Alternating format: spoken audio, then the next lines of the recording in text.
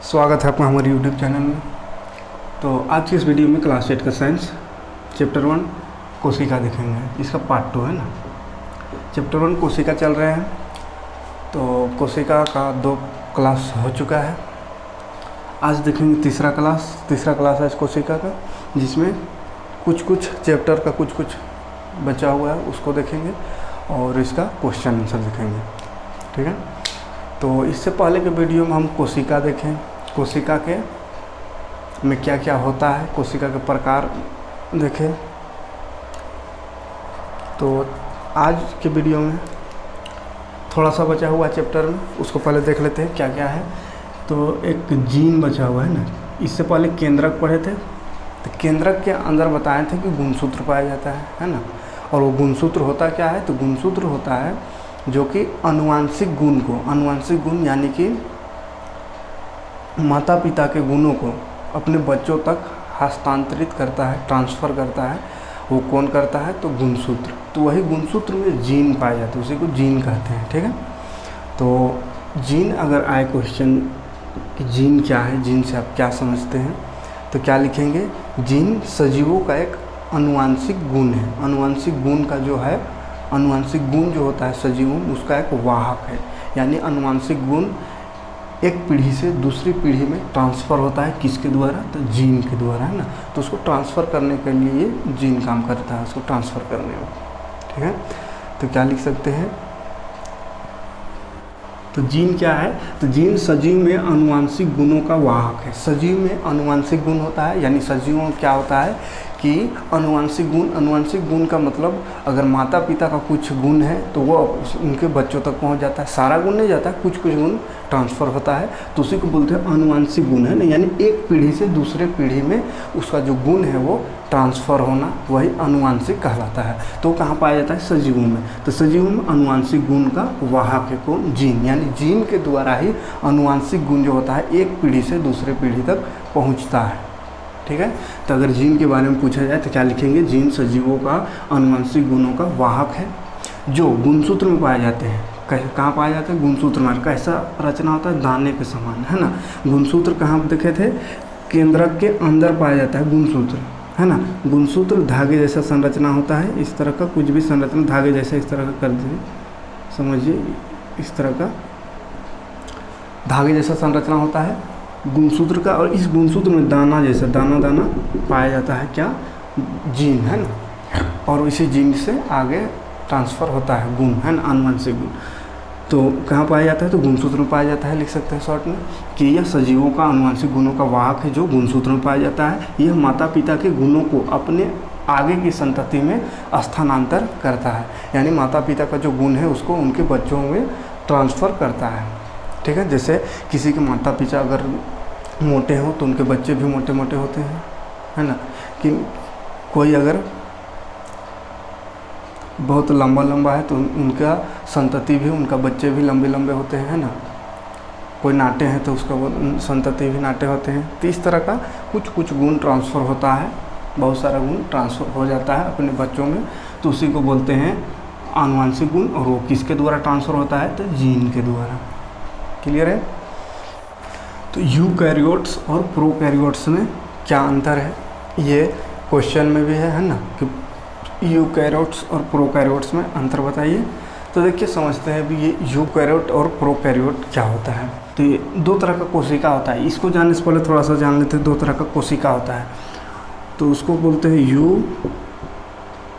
Eukaryotic और एक होता है प्रोकैरियोटिक।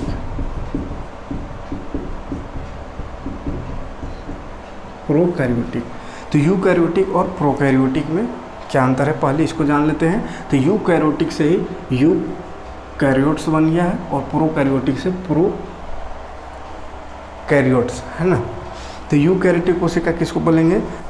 तो यूकैरियोटिक कोशिका में क्या होता है कि केंद्रक जो है, केंद्रक बताए थे कि केंद्रक के बाहर एक कोशिका झिल्ली होता है, केंद्रक झिल्ली होता है, जो कि केंद्रक झिल्ली से यानी ये जो केंद्रक है वो केंद्रक झिल्ली से ढका होता है, यानी इसमें कुछ किनारा होता है, वो किनारा को ही ऊपर जो ढका हुआ होता है उसको बोलते हैं केंद्रक झिल्ली। तो यूकैरियोटिक में केंद्रक झिल्ली पाया जाता है, लेकिन प्रोकैरियोटिक में केंद्रक झिल्ली नहीं पाया जाता है, या कह सकते हैं कि इसमें केंद्रक ही नहीं पाया जाता है। क्यों?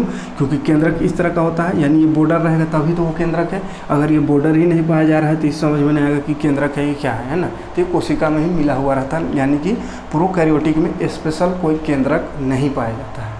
ठीक है, तो जिसमें केंद्रक सही से नहीं पाया जाता है यानी अविकसित केंद्रक होता है, पूरी तरह से विकसित ना हो तो उसको प्रोकैरियोटिक कहेंगे, या जिसमें केंद्रक विकसित ना हो तो उसको ऐसा भी कह सकते हैं कि ये प्रोकैरियोटिक का जो कोशिका है वो पूरी तरह से विकसित कोशिका नहीं होता है। ठीक है, और यूकैरियोटिक होता है वो विकसित कोशिका होता है, विकसित कोशिका।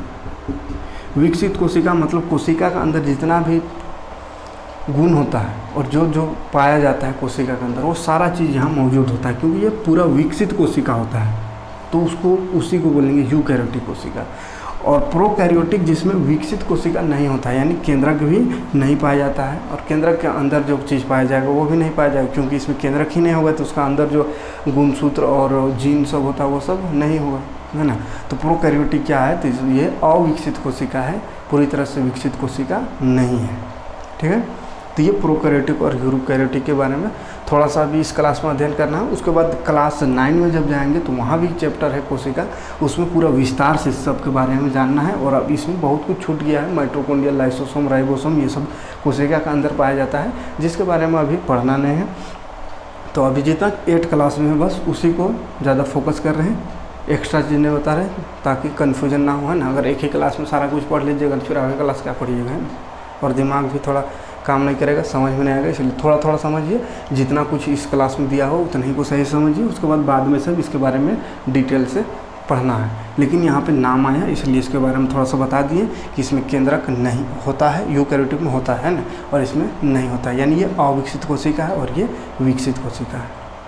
ठीक है, अब देखिए अगर केंद्रक ना हो तो इसमें और बहुत कुछ नहीं होता, जैसे आनुवंशिक गुण इसमें नहीं होगा, यानी गुणसूत्र अच्छा होता है इसमें, तो इसमें क्या गुणसूत्र भी होता है, इसमें गुणसूत्र नहीं होता है, इस तरह से। तो अभी शॉर्ट में यही समझिए कि ये अविकसित कोशिका, ये विकसित कोशिका। क्लियर है? तो इसी के आधार पर देखिए यूकैरियोट्स बोला, यूकैरियोट्स मतलब ऐसा जीव, ऐसा जीव जिसमें यूकैरियोटिक कोशिका पाया जाता है उसको बोलते हैं यूकैरियोट्स, और ऐसा जीव जिसमें प्रोकैरियोटिक कोशिका पाया जाता है उसको प्रोकैरियोट्स बोलते हैं। ठीक है, तो इसका अंतर में पहला क्या लिख सकते हैं, तो ऐसे जीव जिनमें यूकैरियोटिक कोशिका पाया जाता है। ठीक है,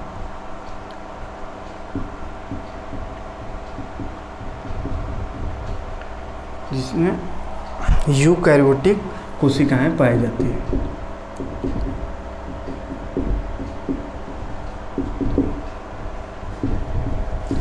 तो जिसमें यूकैरियोटिक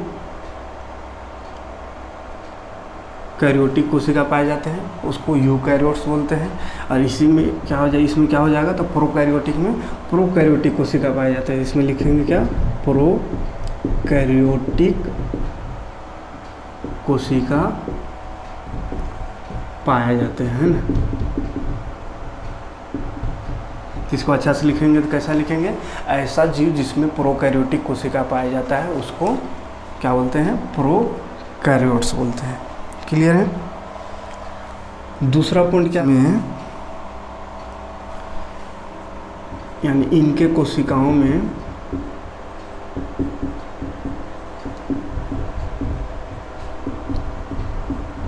झिल्ली युक्त, इनकी कोशिकाओं में क्या होता है, झिल्ली युक्त केंद्रक पाए जाते हैं।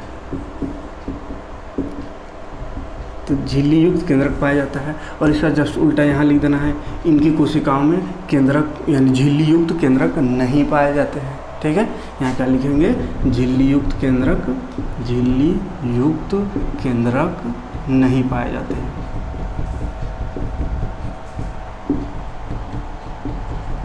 झिल्ली युक्त केंद्रक नहीं पाए जाते हैं। ठीक है, 2 अंतर हो गया। तीसरा लिख सकते हैं, इसमें झिल्ली युक्त कोशिका अंग पाए जाते हैं, यानी इसमें कोशिका अंग भी पाए जाते हैं, क्योंकि ये विकसित कोशिका है। पहले बताएं, विकसित कोशिका में कोशिका के जितना भी अंग होता है वो सब पाया जाता है। तो इसमें लिख सकते हैं, इसमें कोशिका अंग पाए जाते हैं। ठीक है, या इसमें सभी कोशिका अंग लिख सकते हैं, इसमें सभी कोशिका अंग पाए जाते हैं। इसमें सभी कोशिका अंग नहीं पाए जाते हैं ना, सभी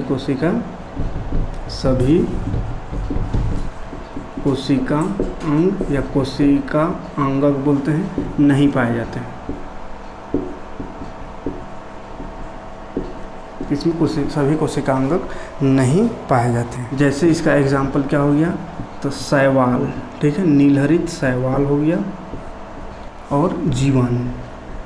तो शैवाल और जीवाणु में का जो कोशिका होता है वो अविकसित कोशिका होता है, यानी पूरी तरह से विकसित कोशिका नहीं होता है। पूरी तरह से विकसित कोशिका किसको कहेंगे, जिसमें कोशिका का सारा अंग पाया जाता है। इसमें सारा अंग कोशिका का नहीं पाया जाता है, किसमें, शैवाल और जीवाणु में। अब इसमें कोशिका अंग पाए जाते हैं, जैसे कौन कौन, तो पौधे तथा जंतु कोशिका। तो पौधा और जंतु कोशिका में कौन सा, यूकैरियोट्स होता है, यानी कि यूकैरियोटिक कोशिका पाया जाता है, विकसित कोशिका पाया जाता है। और शैवाल और जीवाणु में अविकसित कोशिका का पाया जाता है, यानी प्रोकैरियोट्स उसको बोलते हैं। ठीक है, तो यूकैरियोट और प्रोकैरियोट में इतना सा भी याद रख। पौध कोशिका यानी पादप कोशिका इसको बोल सकते हैं, और जंतु कोशिका। तो पौध कोशिका या पादप कोशिका और जंतु कोशिका में क्या अंतर है, ये क्वेश्चन है ना, और इसको पढ़ना भी है। तो चलिए समझा भी दे रहे हैं और क्वेश्चन का आंसर भी हो जाएगा। तो पौध कोशिका, सबसे पहले तो पौध कोशिका मतलब जो पौधा में पाया जाता है, ऐसा कोशिका जो पौधा में पाया जाता है उसको पौध कोशिका, और जंतु कोशिका मतलब जीव जंतु में पाया जाता है जो कोशिका, उसको जंतु कोशिका कहेंगे। ठीक है, तो इससे पहले का वीडियो में थोड़ा सा बताए थे ये दोनों में अंतर, कि जंतु कोशिका जो होता है उसका सबसे बाहरी झिल्ली को कोशिका झिल्ली कहते हैं, लेकिन पौध कोशिका में यानी पादप कोशिका में कोशिका झिल्ली से भी एक और बाहर में परत होता है जिसको कोशिका भित्ति कहते हैं। ठीक है, तो ये एक बताएं तो पहले ही, तो एक अंतर ये लिख सकते हैं। और कोशिका जो है जंतु कोशिका, उसमें क्या होता है, रिक्तिका नहीं पाया जाता है, एक रिक्तिका पाया जाता है जो कि खाली जंतु पादप कोशिका में इस तरह का बीच में रिक्त स्थान जैसा रहता है, उसको रिक्तिका कहते हैं। यानी रिक्तिका पाया जाता है जंतु पौधा कोशिका में, लेकिन जंतु कोशिका में नहीं पाया जाता है। तो ये 2 अंतर हो गया। उसके बाद और क्या लिख सकते हैं, अच्छा, जंतु कोशिका का जो है वो आकार थोड़ा छोटा होता है। ठीक है, आकार थोड़ा छोटा होता है पौधा के हिसाब से, पौधा कोशिका थोड़ा आकार में बड़ा होता है। ठीक है, और क्या, क्लोरोप्लास्ट पाया जाता है इसमें, क्लोरोप्लास्ट। ये क्लोरोप्लास्ट क्या है, तो क्लोरोफिल का नाम सुने होंगे, पौधा में क्लोरोफिल पाया जाता है। क्लोरोफिल के कारण ही पौधा जो है अपना भोजन खुद बनाता है। ठीक है, प्रकाश संश्लेषण द्वारा। तो वो प्रकाश संश्लेषण की क्रिया या क्लोरोफिल जो है वो कहाँ पाया जाता है, तो क्लोरोप्लास्ट कोशिका होता है। तो क्लोरोप्लास्ट होता है कोशिका में, तो क्लोरोप्लास्ट के कारण ही क्लोरोफिल पाया जाता है पौध कोशिका में। तो जंतु कोशिका में तो क्लोरोप्लास्ट नहीं पाया जाता है। अगर जंतु कोशिका में भी क्लोरोप्लास्ट होता तो जंतु भी अपना भोजन अपने शरीर के अंदर ही खुद से बनाने के सक्षम हो जाता, लेकिन ये क्लोरोप्लास्ट जो है वो जंतु कोशिका में नहीं पाया जाता है। तो ये एक अंतर हो गया। ठीक, और इसमें केंद्रक जो होता है बताए थे, केंद्रक थोड़ा सा किनारे में रहता है। ठीक है, और जंतु कोशिका में केंद्रक बीच में होता है। तो ये एक अंतर लिख सकते हैं। ठीक है, तो चलिए लिखते हैं क्या क्या अंतर है। तो देखिए, पौधा कोशिका और जंतु कोशिका में क्या क्या अंतर है लिख दिए हैं 5 पॉइंट में। आप ये 5 पॉइंट को आंसर में लिख सकते हैं। एक बार फिर से समझ लेते हैं। पौधा कोशिका में क्या लिखेंगे, यह आकार में बड़ा होता है। पौधा कोशिका जो होता है वो जंतु कोशिका से बड़ा होता है। तो इसका उल्टा यहाँ हो जाएगा, यह छोटा होता है, यानी कि जंतु कोशिका जो है वो आकार में छोटा होता है। ठीक है, दूसरा पॉइंट लिखेंगे, इसमें कोशिका भित्ति उपस्थित होता है। कोशिका भित्ति उपस्थित होता है, पहले भी बता चुके हैं। इसमें कोशिका भित्ति नहीं होता है ना। कोशिका भित्ति किसको कहते हैं, तो कोशिका झिल्ली होता है जंतु कोशिका में, उससे बाहर एक और झिल्ली होता है, उसको बोलते हैं कोशिका भित्ति, जो कि पौधों में सिर्फ होता है। पेड़ का जो छाल होता है, पेड़ का जो छाल होता है वो छाल क्यों होता है, जैसे पेड़ में छाल भी ऊपर में होता है जो कि छाल को उजाड़े तो उजड़ भी जाता है, तो वो छाल ही समझिए कि ये क्या है, कोशिका भित्ति है। तो क्यों होता है, क्योंकि पेड़ों को मजबूत बनाने के लिए, ठीक है। तो कोशिका झिल्ली हमारे अंदर होता है, हमारे कोशिका में, और पौधों को कोशिका में क्या होता है, कोशिका झिल्ली के बाहर भी एक और झिल्ली बना हुआ होता है। और वो झिल्ली क्यों होता है, एक और झिल्ली होता है बना हुआ, तो वो झिल्ली क्यों होता है, क्योंकि हवा तूफान को वो सहन कर सके, है ना। तो उसके पास रहने के लिए घर नहीं, यानी कि जहाँ है वहीं उसको सहन कर सके, इसीलिए उसका परत जो होता है वो थोड़ा मोटा होता है, ठीक है। तो अगला क्लोरोप्लास्ट होता है। क्लोरोप्लास्ट भी बताएं, क्लोरोप्लास्ट क्या करता है, क्लोरोफिल जिससे निकलता है, क्लोरोफिल से वो भोजन बनाता है। क्लोरोफिल क्या करता है, भोजन बनाता है, प्रकाश संश्लेषण वगैरह। तो वो कहाँ पे होता है, पौधों में होता है, तो इसीलिए वो प्रकाश संश्लेषण कर सकता है। और जीव जंतु में क्लोरोप्लास्ट नहीं होता है, इसीलिए वो प्रकाश संश्लेषण नहीं कर सकता है, ठीक है। यानी अपना भोजन खुद नहीं बना सकता है, दूसरों पर आश्रित होता है। इसमें रिक्तिका पाया जाता है। तो रिक्तिका मतलब कोशिका के अंदर एक रिक्त स्थान जैसा होता है, वो रिक्तिका पाया जाता है पौधों में, और इसमें रिक्तिका नहीं पाया जाता है। यानी जंतु में कोशिका में, जंतु को कोशिका में रिक्तिका नहीं पाया जाता है। या रिक्तिका को कहीं कहीं पे लिखा हुआ है कि रिक्तिका बहुत छोटा आकार का होता है, यानी निग्लिजिबल बोल सकते हैं, एकदम बहुत छोटा होता है, तो उसको नहीं पाया जाता है बोल दे, या फिर एकदम होता भी तो बहुत छोटा है ना, नेग्लिजिबल है, उसको नग नहीं मान के चलते हैं। तो ये हो गया चौथा पॉइंट। पांचवा, केंद्रक कोशिका द्रव्य की एक ओर होता है, यानी कि जैसे कोशिका है तो इसका इधर केंद्रक हो सकता है, थोड़ा सा इधर उधर हो सकता है, यानी पूरा बीच में नहीं होता है। लेकिन केंद्रक जो है वो किसमें, जंतु कोशिका में एकदम सेंटर में होता है, बीच में होता है ना, यानी कोशिका के मध्य होता है। तो ये 5 अंतर है। उम्मीद है कि समझ में आ गया होगा। चलिए बढ़ते हैं आगे ना क्वेश्चन, या आगे क्या पढ़ना है उसको देखते हैं। इसको उतार लीजिएगा, है ना, स्क्रीनशॉट ले सकते हैं, स्क्रीनशॉट लेकर के आप उतार लें। तो चलिए देखते हैं और कुछ क्वेश्चन। चैप्टर तो ख़त्म हो गया है, यही सब पढ़ना था। क्वेश्चन देखते हैं कुछ। अगर क्वेश्चन को नहीं बताए होंगे तो अभी बता देंगे। जैसे पहला, इसमें कुछ तो इधर पहला दूसरा ये सब तो टिक उक लगाने का है, तो ये तो हो जाएगा। मेन क्वेश्चन जो है उसको देखते हैं। तो क्वेश्चन तीसरा नंबर क्वेश्चन है, कोशिका झिल्ली को चयनात्मक परागमय क्यों कहा जाता है। तो इसको एकदम पूरा विस्तार से बताए हैं, इसका आंसर भी लिखे हैं इससे पहले के वीडियो में। आप प्ले लिस्ट में जाइए, एक लाइन से सारा वीडियो मिल जाएगा, और सारा क्वेश्चन का भी आंसर आपको मिलते जाएगा।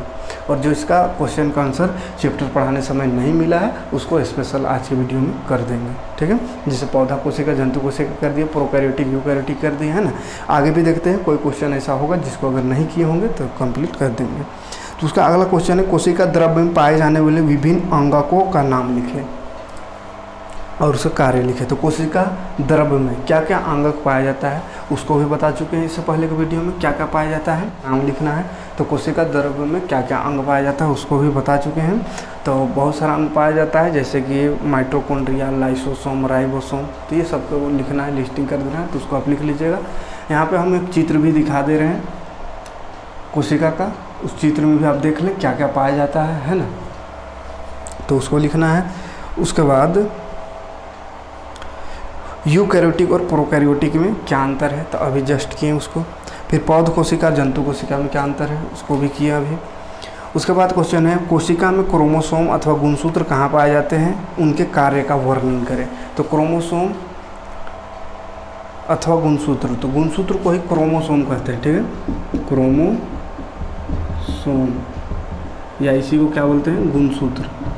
तो गुणसूत्र भी बताएं कहाँ पाया जाता है, तो ये केंद्रक के अंदर पाया जाता है। और इसका क्या काम है, तो एक पीढ़ी से दूसरे पीढ़ी तक लक्षणों को ट्रांसफ़र करना, स्थानांतरण करना, किसका काम है, गुणसूत्र का, है ना। यानी गुणसूत्र में जीन पाया जाता है, वो जीन के द्वारा वो एक पीढ़ी से दूसरी पीढ़ी तक उसका गुण जो है, माता पिता का गुण या अगले पिछले पीढ़ी का गुण अगले पीढ़ी तक ट्रांसफ़र होता है। तो किसके द्वारा, क्रोमोसोम या गुणसूत्र के द्वारा। तो वो भी जीन जो लिखा है था, बस उसी को आंसर को यहाँ पे लिखना है। जीन या गुणसूत्र का रहा है, दोनों एक ही होता है, ठीक है। तो इसका भी हो ही गया है। तो क्रोमोसोम अथवा गुणसूत्र कोशिका के केंद्रक में पाया जाता है, और ये आनुवांशिक गुणों को एक पीढ़ी से दूसरे पीढ़ी तक स्थानांतर करता है, ट्रांसफ़र करता है, ऐसा लिख सकते हैं, ठीक है। और उसके बाद का क्वेश्चन है कोशिका में गुणसूत्र कहाँ पाया जाता है। यही क्वेश्चन है, गुणसूत्र कहाँ पाया जाता है, तो केंद्रक में पाया जाता है, बता चुके अभी। कोशिका भित्ति पौध कोशिका में क्या कार्य करता है, तो एक क्वेश्चन है। अगला क्वेश्चन, कोशिका भित्ति का कार्य लिखना है ना, कोशिका भित्ति का कार्य।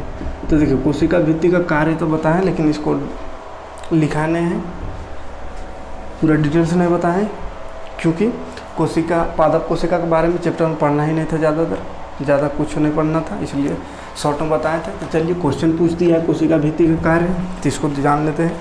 तो बताएं कोशिका भित्ति किसको बोलते हैं। पहले तो कोशिका झिल्ली जो होता है जंतु कोशिका में, उसके बाहर एक और झिल्ली होता है जिसको कोशिका भित्ति कहते हैं, ठीक है।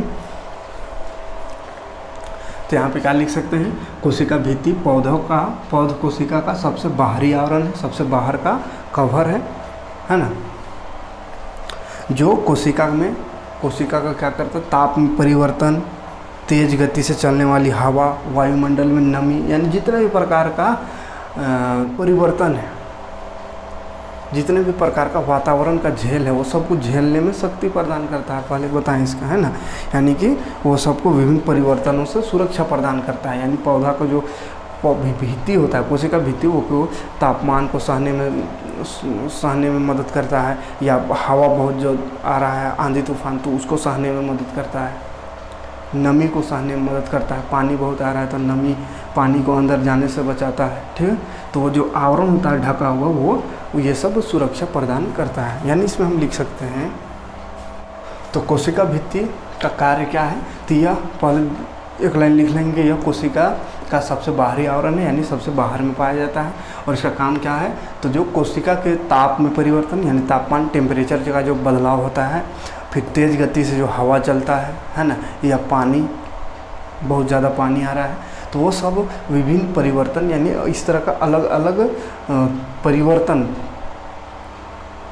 इस तरह का नेचुरल परिवर्तन जो होता है, उन सभी से वो सुरक्षा प्रदान करता है, ठीक है।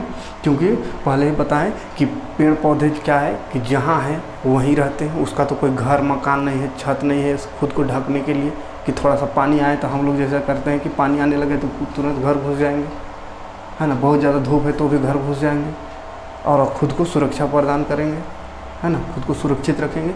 लेकिन वो क्या करेंगे, पेड़ पौधे, वो तो चल फिर नहीं सकते, उसका तो कोई घर नहीं है, वो जहाँ है वहीं रहना है, तो वही जगह, उसी जगह उसको उस जो परिवर्तन हो रहा है, यानी बहुत ज़्यादा तापमान बढ़ गया, या बहुत ज़्यादा बारिश हो रही है, या बहुत ज़्यादा हवा चल रही, तो सबको झेलना है वहीं पर, है ना, सबका मुकाबला उसको वहीं रह के करना है। तो इसीलिए उसका कोशिका में एक और आवरण, एक्स्ट्रा आवरण होता है, एक्स्ट्रा परत होता है उसमें, ताकि वो सबको से वो सुरक्षा प्रदान कर सके, है ना, कोशिका को सुरक्षित रख सके। और कोशिका सुरक्षित रहेगा तभी पेड़ पौधे सुरक्षित होंगे, या जीव जंतु का कोशिका सुरक्षित रहेगा तभी जीव जंतु को सुरक्षित रह सकते हैं। क्योंकि जीव जंतु या पेड़ पौधा जो भी है वो क्या चीज़ से बना हुआ, कोशिका, यानी शरीर के हर अंग में हर जगह कोशिका है, तो कोशिका सही रहेगा तो ही शरीर सही रहेगा, है ना। तो इसीलिए इसमें बाहरी आवरण होता है, ये सब परिवर्तन सुरक्षित रहने के लिए। तो कोई दिक्कत नहीं है।